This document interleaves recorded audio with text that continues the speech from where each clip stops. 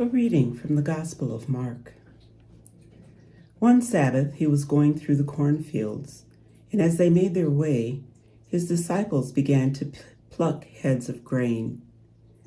The Pharisees said to him, "Look, why are they doing what is not lawful on the Sabbath?" And he said to them, "Have you never read what David did when he and his companions were hungry and in need of food? He entered the house of God when Abiathar was high priest and ate the bread of the presence, which it is not lawful for any but the priests to eat. And he gave some to his companions. Then he said to them, 'The Sabbath was made for humankind, and not humankind for the Sabbath. So the Son of Man is Lord even of the Sabbath.'" In today's Gospels, we see the Pharisees doing what they do when Jesus was upon earth, and that is trying to find some evidence against him, trying somehow to discredit him so that he could lose the power that they were witnessing within him. And here they focus in on this thing about the Sabbath and start to complain. Your followers are doing something which it is not lawful to do. And Jesus gives them a lesson. And he talks to them about the time when David and his companions were hungry and did a similar thing.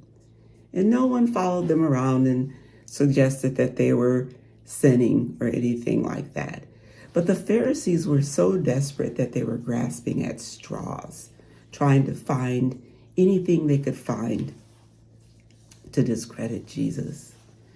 I often wonder, because I can't help it, what it would be like if Jesus came to the earth today. How many of us would recognize him? This wonderful person that we claim to follow and to know. How many of us would recognize him? Because when I read the scriptures about these religious leaders who turn out to be enemies of Christ rather than supporters or friends, I have to be honest and tell you that it frightens me. We cannot assume that we are on the right side or doing the right thing. In order to be there, we need to study our Bibles. We need to be on our knees praying. We need to be in church listening and letting the word sink into our hearts. We don't want to find ourselves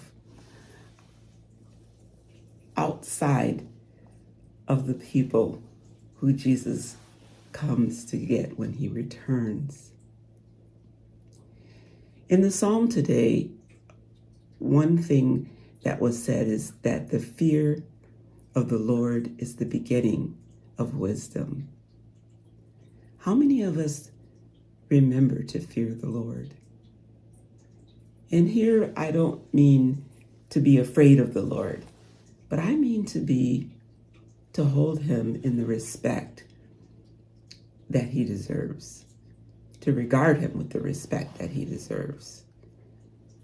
Let us not be like these Pharisees who were forever trying to discredit him, but let us be among those who truly recognize who Jesus is and where his place is in our lives. Amen.